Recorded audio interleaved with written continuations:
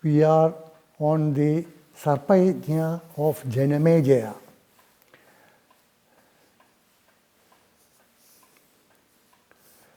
We completed the story of Jaralkaru the sage, who married Vasuki's sister by the same name. And this sage Jaralkaru was, in spite of his long years of meditation, he was hot-tempered and unreasonable. His wife Jaralkaru complied with his odd behavior, strange demands. She lived completely according to his wishes. But one day, it was in the afternoon, and the sage was taking a nap on his wife's lap. And he took a long nap, and the sun was about to set. And Jaralkaru was worried. On one hand, it was time for her husband to get up, take bath, and start the evening prayers. But he was deep in sleep, and it was her duty as his devoted wife to wake him up and remind him of his duty.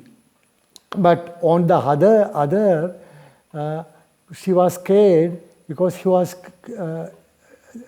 quick-tempered. He might not like waking him up, and that might upset him. So she was hesitating for a while, but finally she thought the right thing was to wake him up, because that was the most important thing. By waking him, he might get upset, but she had to take that risk. So she woke him up.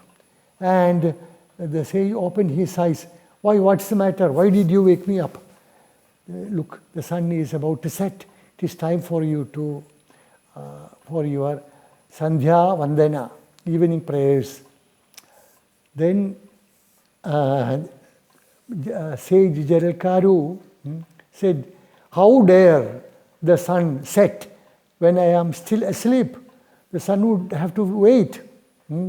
So he wouldn't dare to set. He will wait. And he said that it was wrong on your part to wake me up. So I had set a condition on our marriage that you should never act against my wish or against my words. So I shall not continue with this relationship. I am going away for meditation. Then Jaralkaru was, in a dilemma, in a fix, because her main purpose was to get a son from sage Jaralkaru, who would save the serpents from Kadru's curse of getting destroyed in Janamejaya Sarpayajna. So she told her husband, please take pity on me. It is very important for me and for all the serpents to get a son from you. Then the sage said, look, don't worry about that. You are already pregnant and my son is in your womb. He said that in Sanskrit, Astyayam subhage garbha tava vaishwanaropama. He said, Asti ayam subhage. Hello, beautiful woman. Asti ayam, there is garbha tava, you have a, you are pregnant, and the son in your womb is Vaishwananopama. He is as bright as fire. And this words he spoke, starting with Asti, determined the son's name. But anyway, Jaralkaru, the sage, left away. So his wife Jaralkaru went back to Vasuki and reported all the incidents and how she was abandoned by her husband. And she said that as the sage said, I am supposed to be pregnant with his son. So Vasuki was happy that the purpose was saved. And Jaralkaru in due course delivered a son, shining like the sun or fire, and they decided to name him Astika because of the words of Jaralkaru the sage. Astyayam subhage garbha tava vaishwanaropama. And meanwhile, Janamejaya one day, in the company of his ministers, they were telling him the story of his ancestors, and it came to Parikshit, and they said Parikshit was bitten by Takshaka. And Janamejaya wanted to know, oh, is that so? Then tell me the details. What exactly happened? Why did Takshaka beat him? And the ministers told him about the hunting expedition of Parikshit, how he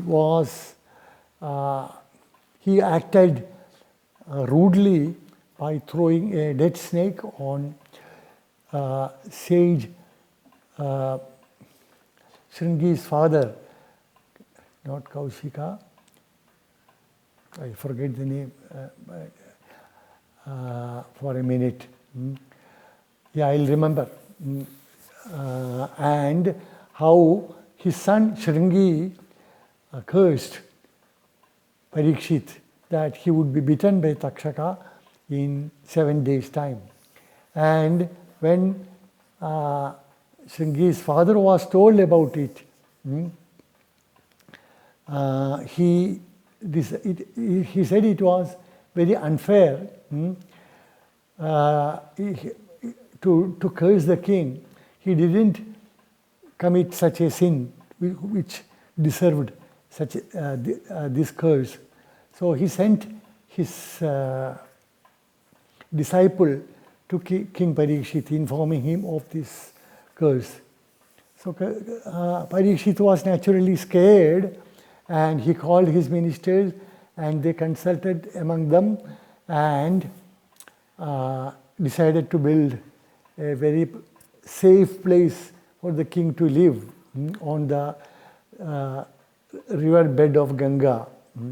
And he decided to spend 7 days, those 7 days, in holy company, listening to stories from the epics. And on the 7th day, it was the evening. It was then Takshaka was going to King Parikshit to bite him. And then he found sage Kashyapa going in the same direction in a hurry. And on questioning,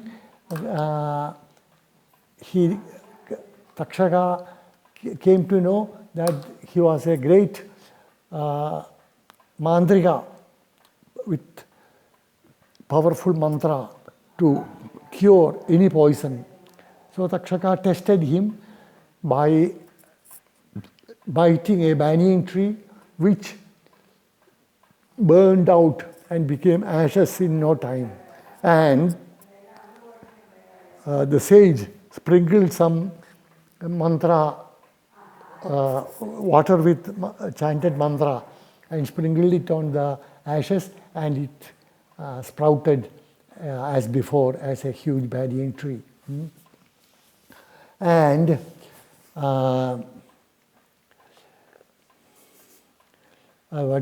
then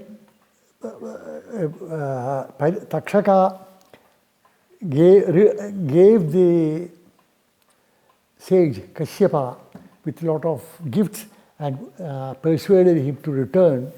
And Takshaka proceeded, and when he reached the place where Parikshit was resting, he sent some other serpents in the guise of sages with some fruits in their hand. And they reached the place where Parikshit were listening to Puranic stories for 7 days. And because they were sages, what they were carrying were fruits for the king to break his fast. The palace guards led them through, and they presented the fruits to the king, and they returned. And the king was relieved because it was evening, sunset already, there was no sign of Takshaka. So he decided to break his fast. He took one fruit, distributed the remaining rest to his ministers and the sages who were there. And he took it and cut it. And he was about to eat. And then he found a small black worm in it. And Parikshit, in his relaxed mood, even spoke to addressing the worm. Hello, look, my friend, let the sage's prophecy become true. I call you Takshaka, and I let you to bite me so that the sage's words come true. And Parikshit took the worm with his hand and put it on his neck. Immediately, the worm turned into a huge, black, shining serpent, Takshaka, and it bit Parikshit several times. And the poison was so effective, so potent, that immediately Parikshit turned into blue and he fell down dead. And that was the end of Parikshit. And Parikshit had a son by then in his wife Uttara, and he hadn't become a youth, but the ministers and the priests made him perform the last rites, and afterwards they anointed Janamejaya on the throne and anointed him the king. And Janamejaya, and that was the story which the ministers had told Janamejaya. So Janamejaya became very, very angry with Takshaka. He said Takshaka cheated because there was no need for him to dissuade the Kashyaka Brahmin away. We have to stop now. The time is up. Namaskaram.